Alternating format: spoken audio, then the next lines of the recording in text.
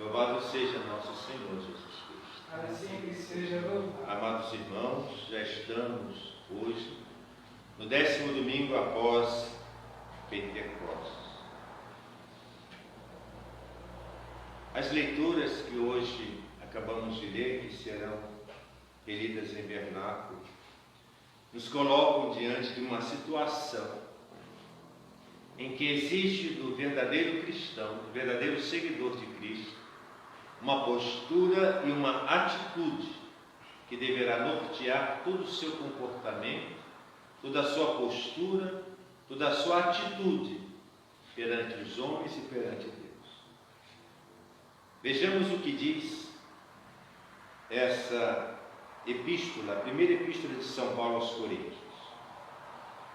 Irmãos, sabeis que quando éreis gentios, ou seja, eram pagãos, deixáveis arrastar, sem critério nem razão, atrás de ídolos mudos. Ou seja, enquanto aqueles ainda hoje são pagãos, ou naquela época São Paulo se dirigindo aos Coríntios, diz a eles: enquanto vocês eram pagãos, vocês se deixavam levar, se arrastar sem qualquer tipo de argumentação, sem razão, atrás de ídolos mudos.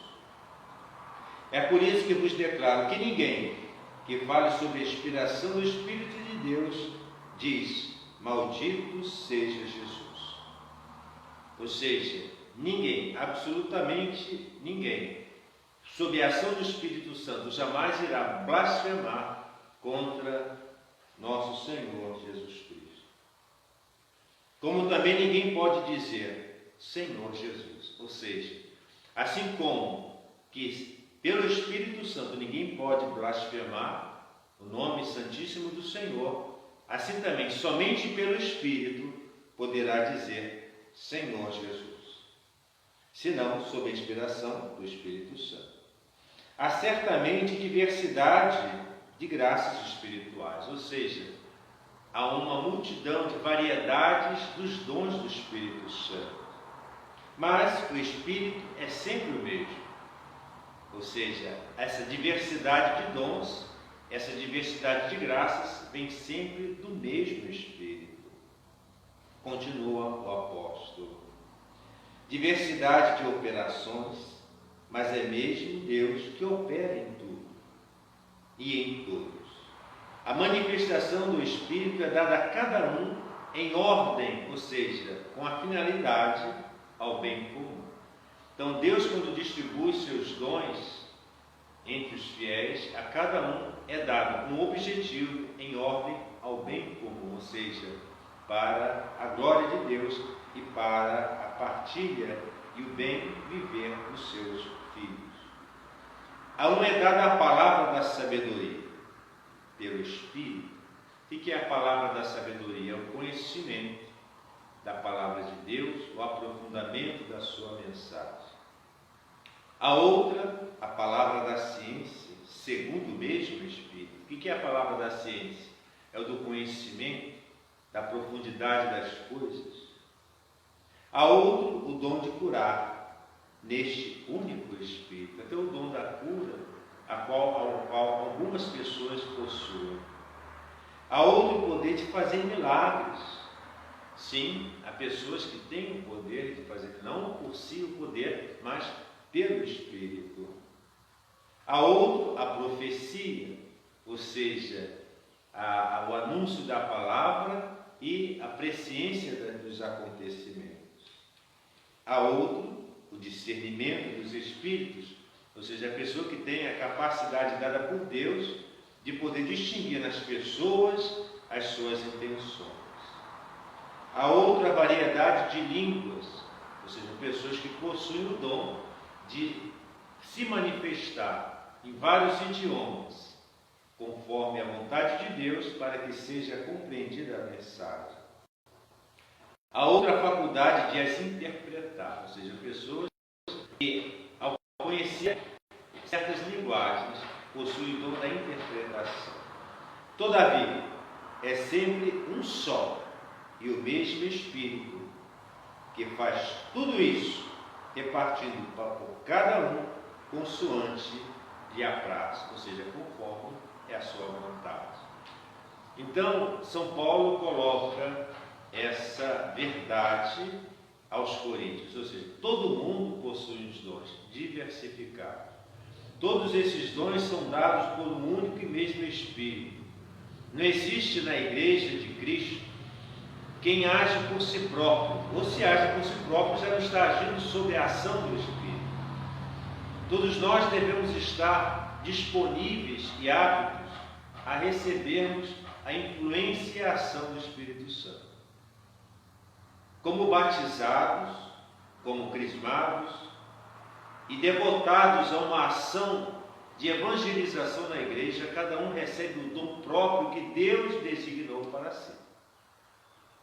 Não é eu que escolho o que eu devo fazer, mas é o que Deus que me dá, e eu, aceitando esse dom, a coloco em prática.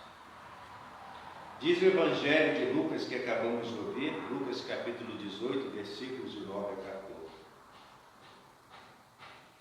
Naquele tempo propôs Jesus esta parábola a uns certos que se enfatuavam, se achavam de justos e desprezavam os outros.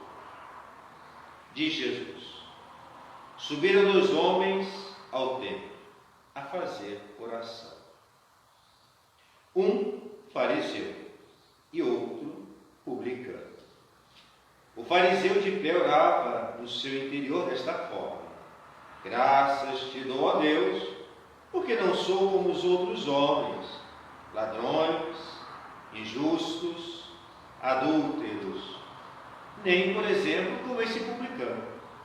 Jejuo 2 vezes na semana e pago o dízimo de tudo que possuo. De fato, esse fariseu era um homem observante da lei.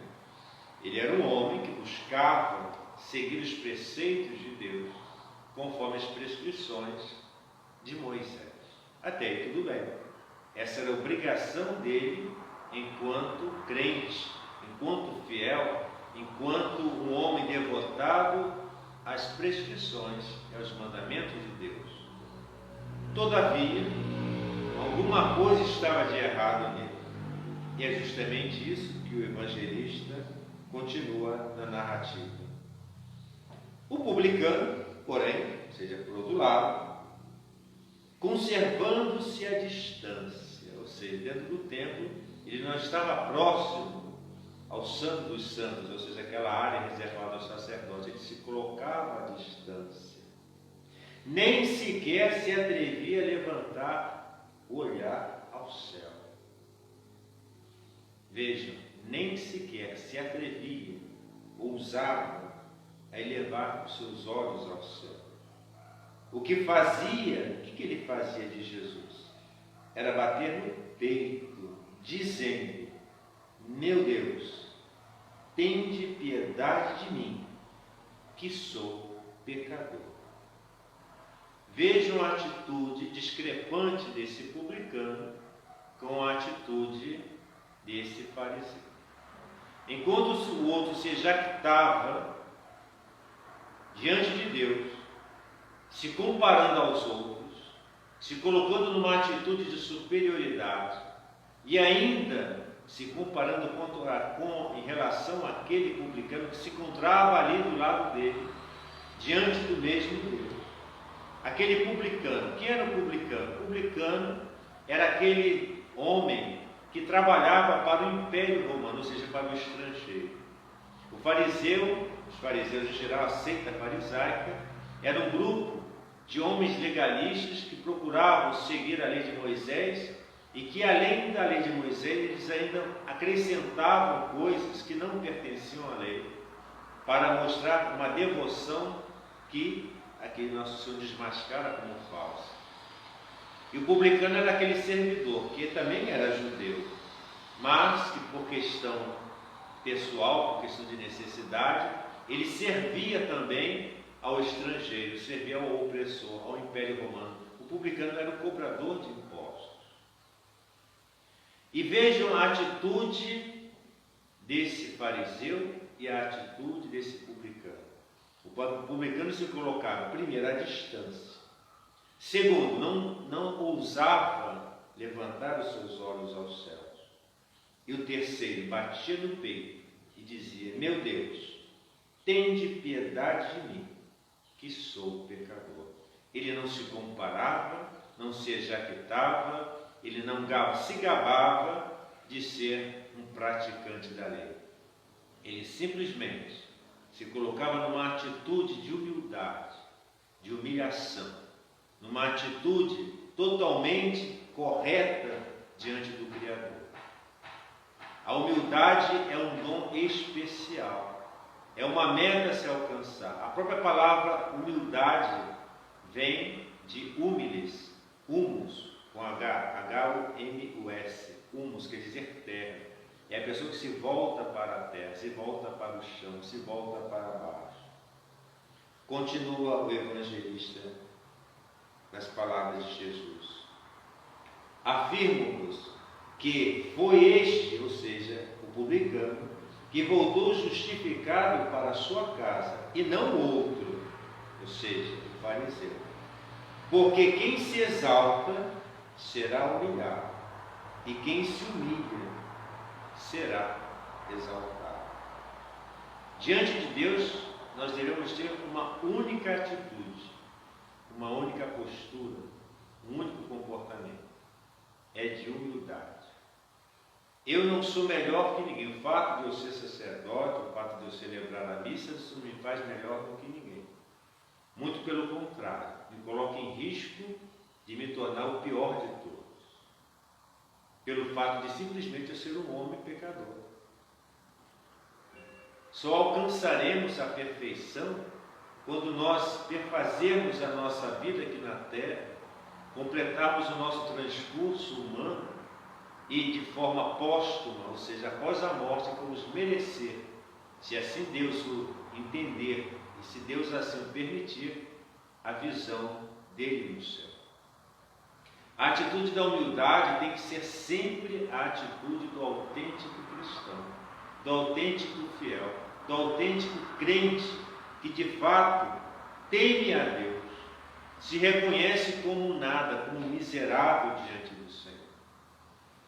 Não adianta você ser doutor nisso, doutor naquilo, especialista nisso, especialista naquilo, se você não tiver humildade. E às vezes também tem pessoas que não têm estudo ou cultura nenhuma, mas têm a arrogância, têm a prepotência, pessoa que tem aquela empáfia de se achar melhor do que os outros, mesmo na sua ignorância. Então, o critério para se ser humilde não é desprover-se de conhecimento, mas desprover-se de si mesmo. Eu posso ser doutor em não sei o que, especialista naquilo ou nisto, mas o que importa para Deus é que todo esse acervo de conhecimento que eu tenho, que Ele me deu, é para o serviço a Deus e ao próximo. Ser humilde nas suas atitudes, no acolhimento ao outro, na compreensão das fraquezas do outro, no amor que se deve devotar ao outro por amor a Deus.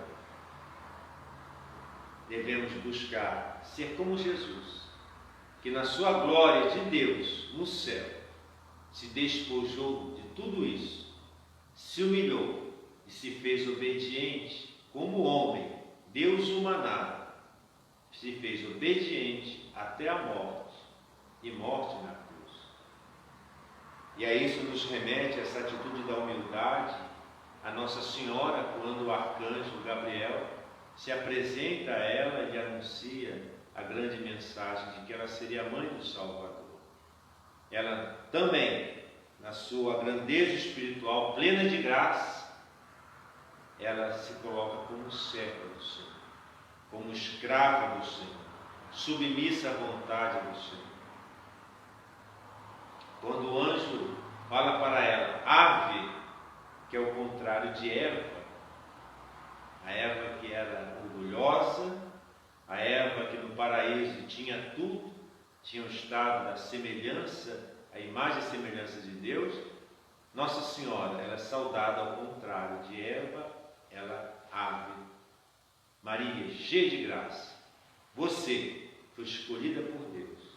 E ela ali se coloca na sua humildade.